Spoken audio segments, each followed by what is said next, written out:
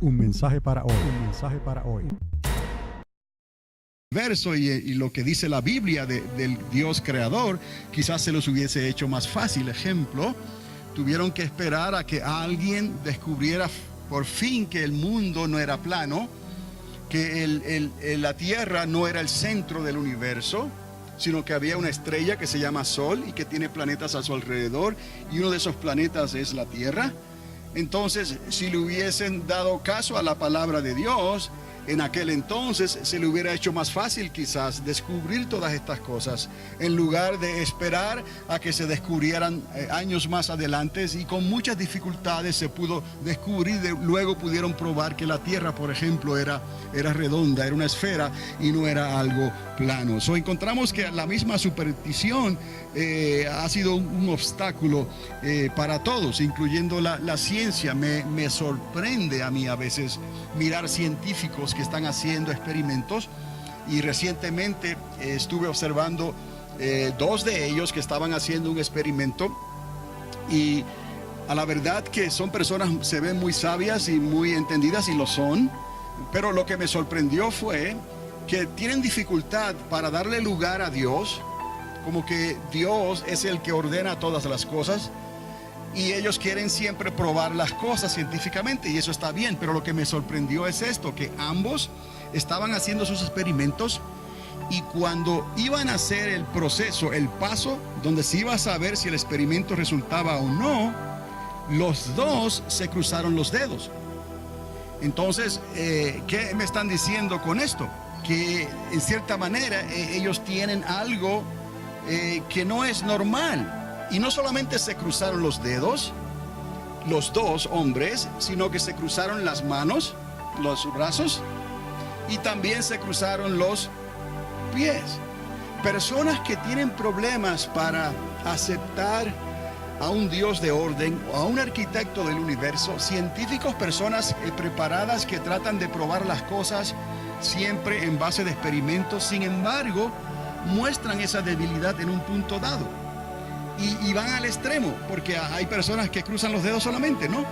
O dan en la madera, ¿no? A ver si sale la cosa como... Pero estos dos individuos cruzaron los dedos, cruzaron los brazos y cruzaron las piernas. Los dos. Y yo miré y dije, wow, qué contradicción aquí, ¿no? Pero a nosotros eso no nos afecta en realidad, porque nosotros lo hemos recibido todo por la fe. Y Dios nos ha estado ayudando a entender estas cosas de la misma manera.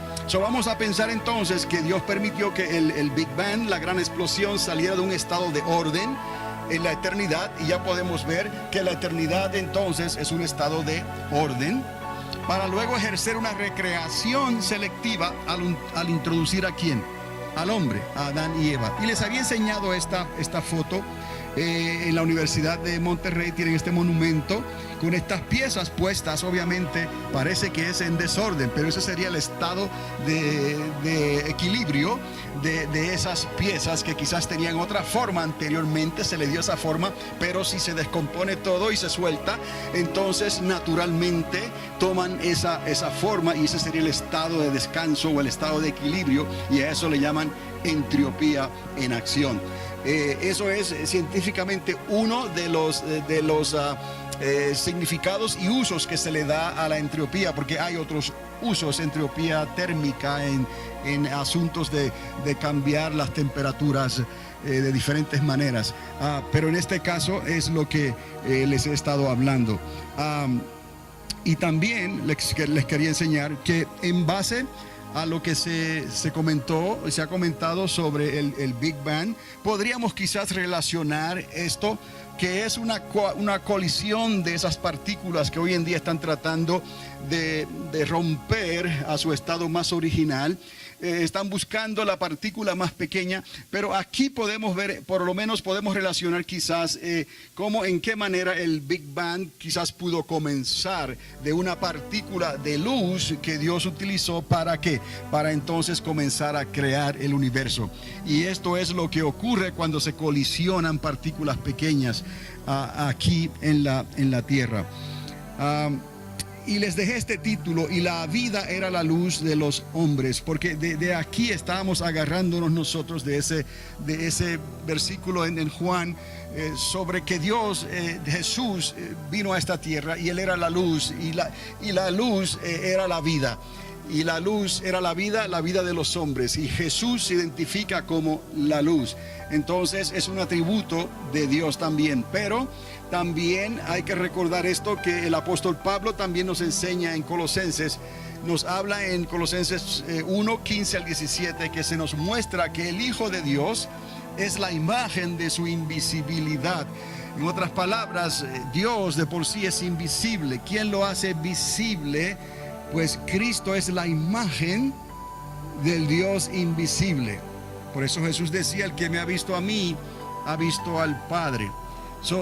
Entendamos que Dios es eterno, y la manifestación del Hijo es eterna, y el Espíritu Santo, la manifestación del Espíritu de Dios, es eterna.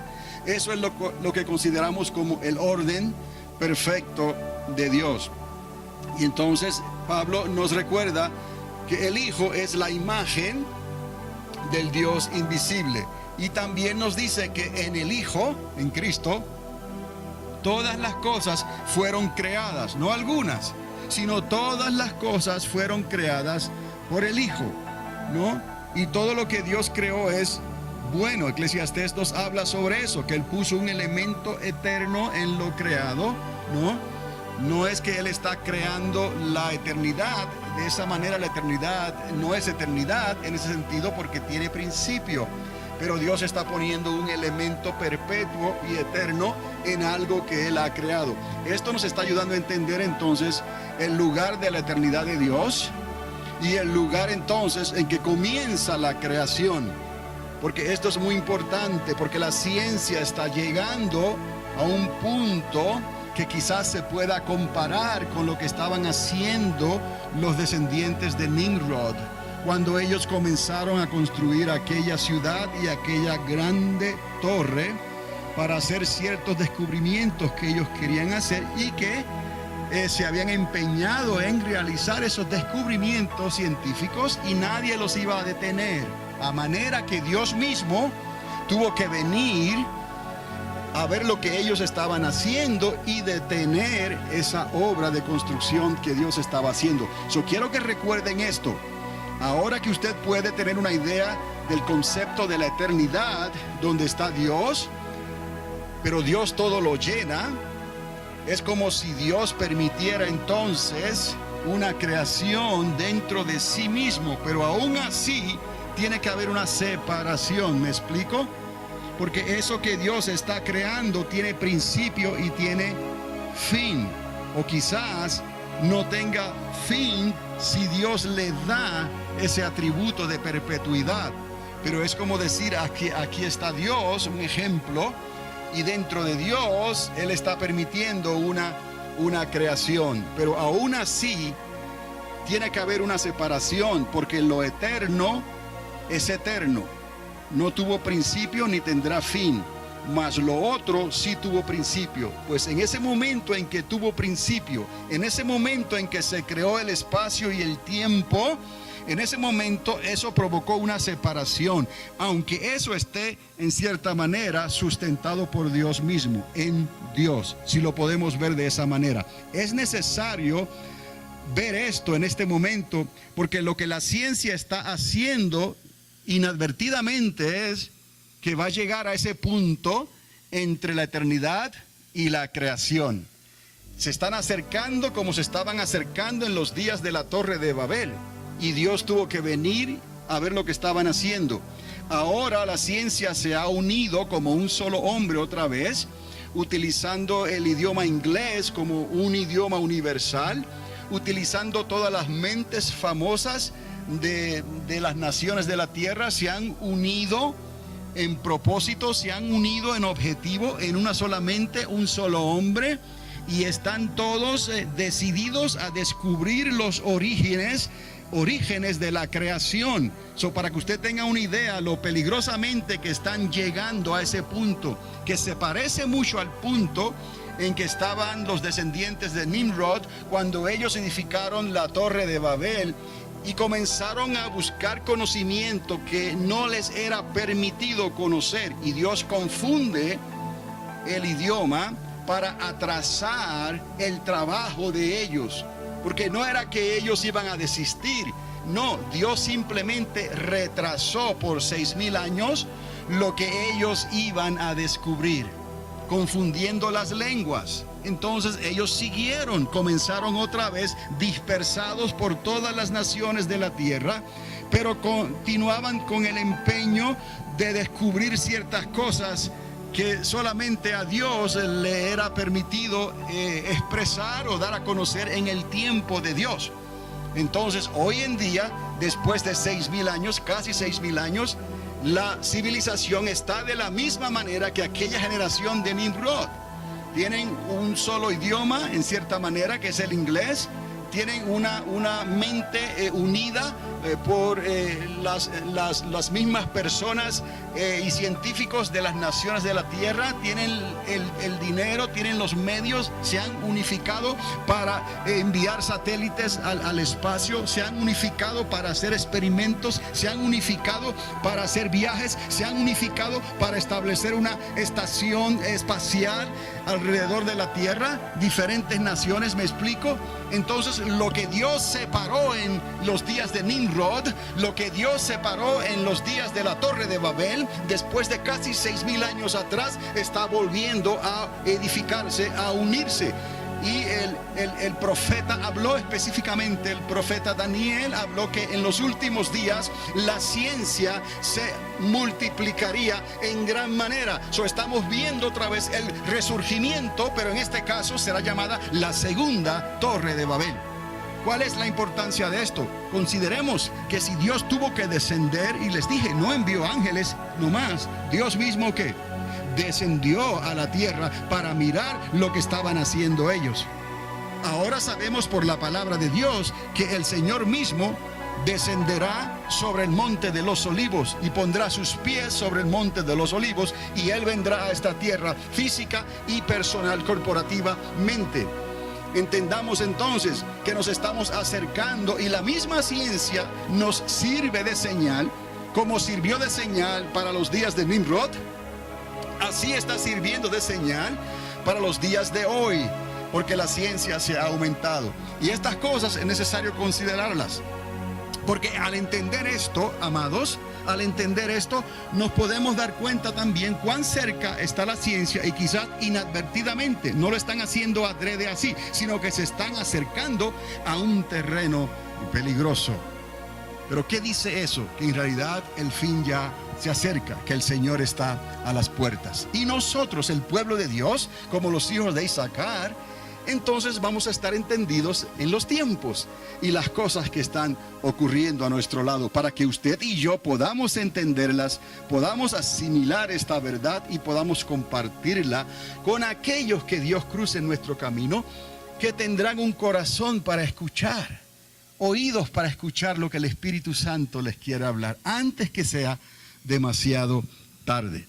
Entonces, regresando a lo de Colosenses, vemos como en Cristo el Hijo todas las cosas fueron creadas, visibles e invisibles. Estamos entendiendo que hay cosas que se ven porque hay una luz que se ve, hay una luz blanca, hay una luz que podemos apreciar, pero hay una luz que no se ve, porque la frecuencia de esa luz, la manera en que se propaga en el espacio es diferente, y hay que verla quizás con equipos de infrarrojos, y podemos verla con equipos infrarrojos, y se puede ver con rayos X, por ejemplo, se puede ver con radiaciones de rayos X, o se puede ver con radiaciones de rayos gamma, por ejemplo, frecuencias que van demasiado rápido, y eso da un retrato y una imagen de lo que está allá, que es invisible.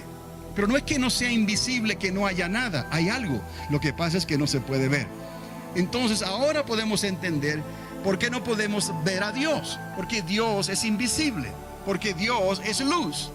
Pero vino Cristo y trajo la imagen de Dios en sí mismo a la humanidad, para que nosotros pudiéramos recibir esta salvación tan grande por medio de nuestro Señor Jesucristo.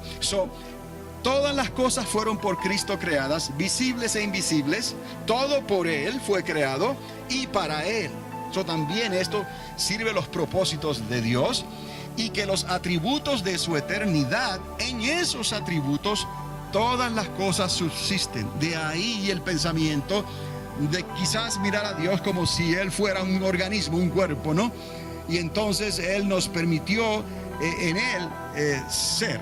Y de ahí salimos y de ahí somos sustentados. No es así, obviamente, ¿no? Pero para tener una idea, cómo podemos pensar quizás, y quizás tenga esto algo que ver y no hemos recibido conocimiento de parte de Dios, de esta parte de su creación. Porque la Biblia dice que estamos en Él.